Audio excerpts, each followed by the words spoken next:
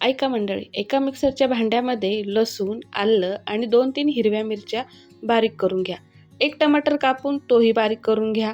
त्यानंतर पालक स्वच्छ धुवून उकळून तीही बारीक करून घ्या. सांगते पुढं काय करायचं. तेल घ्यायचं आहे, त्यामध्ये मोहरी, जिरे, बारीक चिरलेला कांदा टाकून घ्यायचा. कांदा छान परतून घ्यायचा. त्यानंतर त्यामध्ये आलं, लसूण आणि हिरवी मिरचीची जी पेस्ट केली ती टाकायची. पेस्ट चांगली परतून घ्यायची आहे, कारण लसणाचा वास येणार नाही. आणि हे मिश्रण चांगलं परतून झालं की यामध्ये घरगुती मसाले टाकायचे. धणे पावडर, काळा मसाला, गरम मसाला, लाल तिखट, हळद आणि हिंग. हे घरातले मसाले आपले नेहमीचेच असतात. ते टाकल्यानंतर बारीक केलेला टमाटर टाकायचा आहे, तोही छान परतून घ्यायचा.